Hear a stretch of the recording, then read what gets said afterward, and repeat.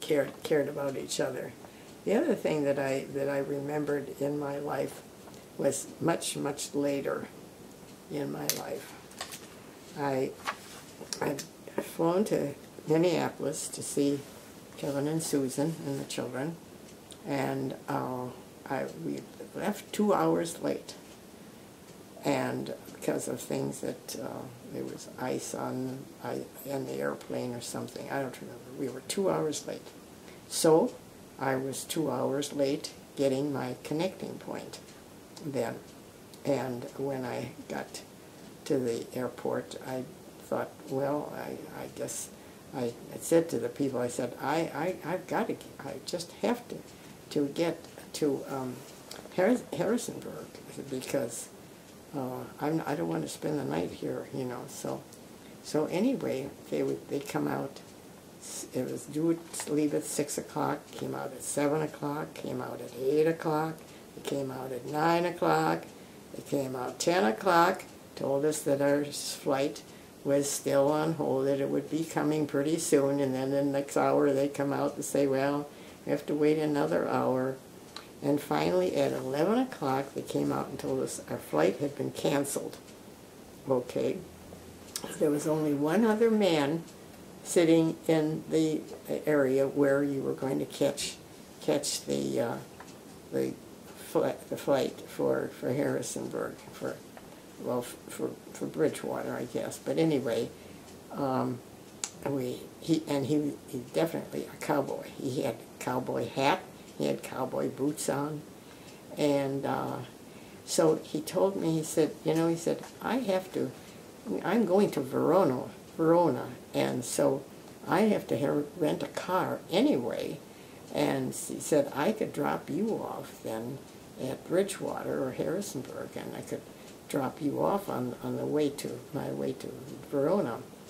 So of course I was just thinking, and they told us too that if we'd stayed overnight we'd have to pay our own way, and then oh, you know, wonderful, we'll get you out on the first flight for your Shenandoah. They say our area is called Shenandoah. So I said, okay. So we went over and we're going to rent the car. And so I said, incidentally, I said, my name is Dorothy. Oh, he said, that's wonderful. He said, my mother's name is Dorothy. And he said, my name is Jeff. And I said, well, I have a grandson by the name of Jeff. So, you know, I'm thinking, oh, well, I think this is going to be okay.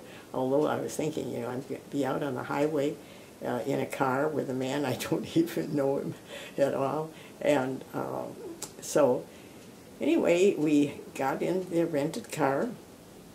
We get out on the highway, and he did. He went off at Bridgewater, and when we got, I directed him, you know, to where I was living, and he took my bag from me and walked down the sidewalk here at 2:30 in the morning.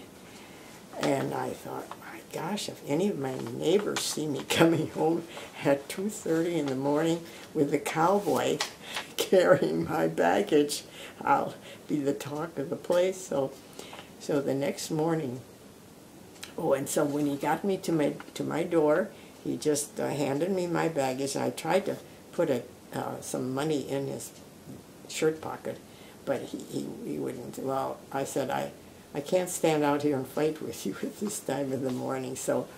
But thank you very much for taking me home, you know, in spite of what the airplane couldn't do.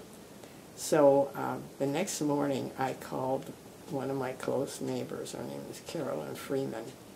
And I told her, I said, Carolyn, if one of the neighbors here in the village court here tell you that they saw Dorothy coming home at 2:30 in the morning with a cowboy carrying her baggage, you tell them they are right. That's exactly right what happened.